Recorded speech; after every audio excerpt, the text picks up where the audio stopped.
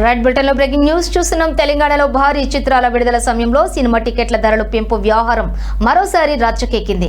ప్రభాస్ నటించిన రాజ్యసభ చిత్రానికి సంబంధించి టికెట్ రేట్ల పెంపును సవాల్ చేస్తూ దాఖలైన పిటిషన్లపై విచారణ చేపట్టిన హైకోర్టు ప్రభుత్వం తీరును తీవ్రంగా తప్పుపట్టింది. పదే పదే టికెట్ ధరలను ఎందుకు పెంచుతున్నారని ప్రశ్నిస్తూ న్యాయస్థానం ఆదేశాలను బేఖాతరు చేయడంపై అసహనం వ్యక్తం చేసింది.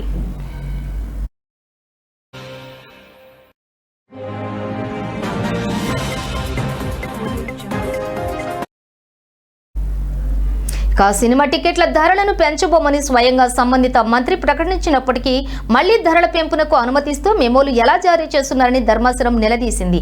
ఎన్నిసార్లు చెప్పినా పట్టించుకోరా, తెలివిగా మెమోలు ఎందుకు జారీ చేస్తున్నారు అంటూ ప్రభుత్వ లీడర్లను కోర్టు ప్రశ్నించింది.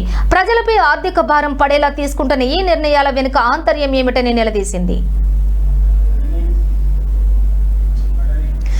పిటిషనర్ తరపు న్యాయవాది తన వాదనను వినిపిస్తూ టికెట్ల ధరల పెంపు ప్రక్రియలో నిబంధనలను పూర్తిగా తుంగలో తొక్కుతున్నారని కోర్టు దృష్టికి తీసుకువెళ్లారు. చట్ట ప్రకారం టికెట్ ధరల పెంపు లేదా బెనిఫిట్ షోలకు అనుమతి ఇచ్చే అధికారం జిల్లా స్థాయిలో కలెక్టర్లకు, హైదరాబాద్ లో పోలీస్ కమిషనర్ కు మాత్రమే ఉంటుంది. కానీ హోంశాఖ కార్యదర్శి నేరుగా మెమోలు జారీ చేయడం నిబంధనలకు విరుద్ధమని ఆయన వాదించారు. మెమో జారీ చేసే అధికారం హోంశాఖ కార్యదర్శికి లేదని స్పష్టం చేశారు.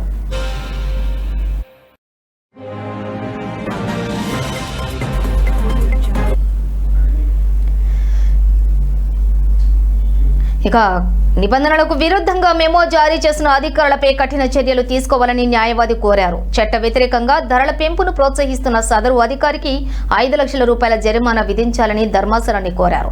హైకోర్టు తాజా వ్యాఖ్యలు సినీ పరిశ్రమలో ప్రభుత్వ వర్గాల్లో చర్చనీయాంశంగా మారాయి. సామాన్య ప్రేక్షకులపై భారం పడకుండా ఉండాలని కోర్టు భావిస్తూ ఉండగా ప్రభుత్వం నుంచి వచ్చే మెమోలు అందుకు విరుద్ధంగా ఉండటంపై న్యాయస్థానం సీరియస్ గా ఉంది.